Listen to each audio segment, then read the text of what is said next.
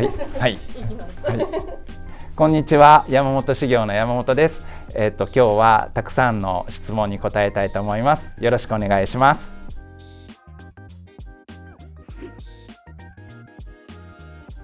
チャンピオンコピーとタイプライター用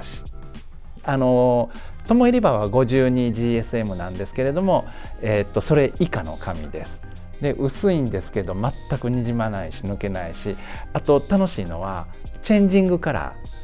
ー、例えばセーラーの123とか試してみてください。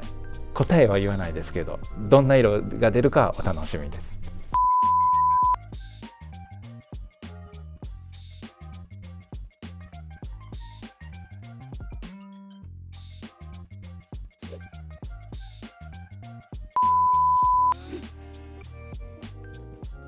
スムースオニオンスキンです。どんだけ塗りたくっても裏には絶対にじみません。なので例えばアルコールインクなんでコピックとかだと0番でグラデーションを作っていっても全然後ろには響かないです。で、薄くて透けるのでトレーシングとかで作品を作ったりもできるのでおすすめです。ソリストとメレンゲっていう紙です。で、両方とも紙が少しラフな表面をしているので鉛筆の芯がめくれていきやすいんですよね。で、グラデーションも作りやすいです。ぜひ試してください。カノープスですね。で、僕ベチョリさんに一回話聞いた時にガラスペンが少しクッと沈むのが気持ちいいんですって。なんかその感覚が多分ガラスペンを使ってる人ならこれかって言うと思うんですけど、それカノープスでは感じることができます。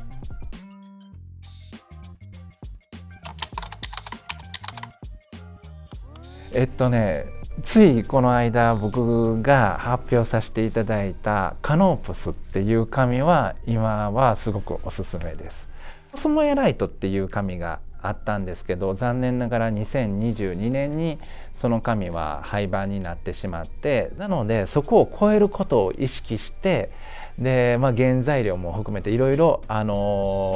検討したりテストしたりして2年かかったんですけれども、ようやくできたのがカノープスです。僕が特にフォーカスしたのはシェーディングとシーンなんですよね。なのでそこら辺が綺麗に見えると思うので、ぜひそういうインクで楽しんでいただきたいのと、なんせ書き心地が滑らかです。気持ちいいです。書き心地が、ここは楽しんでほしいですね。今はそのカノープスがおすすめなのと、もう一つあるんですけど、僕金閣殿っていう和紙も大好きやったんですよね。で、これがね、もう万年筆全くにじまない和紙やったんですよ。残念ながら高齢化で工場は閉まっちゃったんですけれども、僕金閣殿を継ぎたいですと。もうその名前を継承していきたいっていう話をして、それだけ大事に思ってくれてるんだったらぜひ金閣殿の名前使ってくださいっていうことで、僕が新しい金閣殿を作ることになったんですよ。金閣殿ももうすぐ出てくるのでおすすめです。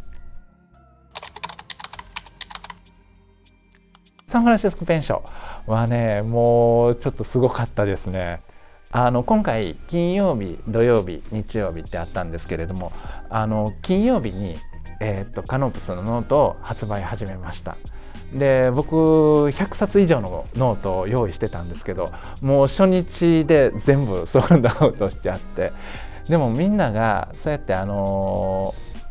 紙を楽しみに待ってくれてたところに応えれて、僕としてはホッとしてるのと、あと本当に紙に対する興味とか書くことっていう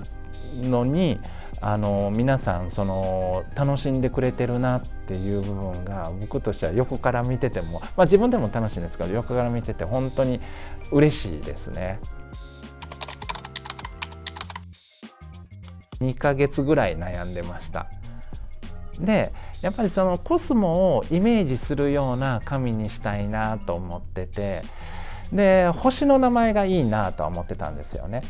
で実はその全天地球から見える星で一番明るいのはシリウスっていう星なんですよ。で2番目に明るいのがカノープスっていう星なんですね。このカノープスっていうのは日本では縁起のいい星って言われてるんですね。でどういうその見えると幸せになれるよって。何そのカノープスっていうのは地平線のギリギリで見えるんですよ、日本では。なので例えばその戦争とか戦いで地面が燃えたり明るかったら星が見えないんですよ。だから見えるっていうことは平和っていうことなんですよね。で僕は今の時代とか、こうみんなが書いて過ごせる平和な時間とかそれを願ってこの紙にカノープスっていう名前を付けました。バルキーな紙です。でこれは、出版業界から出たニーズなんですけれども本をもっと軽くしたい。でその軽くするためにはいろんなやり方があるんですけれども紙を薄くしてしまうと裏の文字が透けて見えたりとかめくりにくかったりするので紙が透けにくくて軽くてで厚みのある紙が欲しいんだっていうニーズに対して答えたのが日本の花王っていう会社なんですよ。もう洗剤を作るメーカーがそのニーズに応える紙を作る技術を作ったんですよ。でどういうことかっていうと、紙ってこうパルプの繊維がこうギューッとこう圧縮されてできてるのが紙なんですけれども界面活性剤を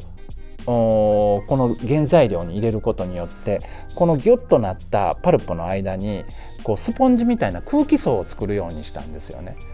なのでその空気層があることで光の透過がしにくかったり軽いけど厚みがあったりとかでそのスポンジの具合がもう何十万メーターもずっと同じようにできるっていう風な技術を作ったのが花王なんですよ。それは僕はすごくびっくりしました。スペシャリティペーパーの中にプリンティングペーパーが入ってるっていう感じですね。スペシャリティペーパーって、何かの用途に、合わせて作った特別な紙っていう風な意味だと思うんですが実はそのコピーって熱がかかるんですよ、機械の中で。で普通紙って熱がかかるとこんな波になるんですよね。でその波がならないように調整された紙としてコピー用紙ってあるんですよね。でもちろん筆記用に作られてるスペシャルペーパースペシャリティペーパーっていうのもあります。例えばみどりさんが作ってる MD ペーパーとかマルマンさんが作ってる紙とか、本当に筆記具に合わせて作ってるんですけどもやっぱりそれもどの筆記具にフューチャーしてるかっていうのはいろいろなんですよ。なのでスペシャリティペーパーとプリンティングペーパー違いがあるかっていうと、そんなにないかな。山本修行は僕の父が始めた会社なんですね。1972年に始めました。で僕が25歳の時に山本修行に入社したんですけれどもその時に興味があったのはいかに僕にセールス能力があるか。だからまだこの時点では紙っていうものにあんまりまだそんなに僕はフューチャーしてなかったんですよ。ただ実際その紙の流通のセールスに入るとこう値段競争だったりサービス競争だったりがあって自分のセールス能力とは違うところで測られたっていう背景があってでじゃあ僕には何ができるんだろうかっていうところから紙に興味に入っていったんですよね。自分たちが何を売ってるかってその売ってるものをしっかりと説明したいで相談もされたい。なのでいろんな紙を知り始めたりいろんな提案ができるように紙の知識を積み重ねていったっていう感じですね。まず文房具の盛り上がりであったり、その後に皆さんが紙に対して興味が湧いてくるっていうきっかけがあって、いろんな紙の質問を受けるようになっていったんですよ。Eメールでやり取りするんではなくて、何か面白いきっかけというかイベントを作れたらいいなと思って文房具のイベントとかをやり始めました。で僕たちはその紙をみんなに知ってもらいたいとか、紙を楽しんでほしいっていうようなポップアップの体験型のワークショップをやってたのがすごく皆さん気に入っていただいて、同時に手紙社っていう会社の北島さんが知り合った作家さんとかの作品をもっと一般の人に知ってもらうにはどうしたらいいかな。じゃあ紙の作家さん、イラストレーターさんとか紙で何かを作る作家さんを集めてイベントをしようっていうことで始まったのが紙博なんですよ。紙に詳しい方々、サンフランシスコペンションみたいな紙に詳しい方々には割と専門的なお話をします。例えばこういう材料でコーティングされてて、だからこのドライタイムが早いんだよとか、そういう専門的なお話で答えていったりするんですけども、紙博の時はもう純粋に紙が好きっていう方々が集まってくれるので、もう紙で僕たちは何を表現するか、どうやったら紙を楽しんでくれるだろうかっていうのを事前に考えて、楽しんでもらえるようなスペースを作るんですよね。それを考えてるのが好きです。ビデオを見ていただいてありがとうございます。僕は本当に皆さんと紙で楽しめることをとても嬉しく思ってます。で今回出したこのカノープスノート、本当にいい紙になってますので、ぜひ皆さん楽しんでください。それともしまた紙に興味が出てきていろんな質問があれば、ぜひジェットペンツ、ここに出るここまで、メールください。ありがとうございます。これからも紙を楽しみましょう。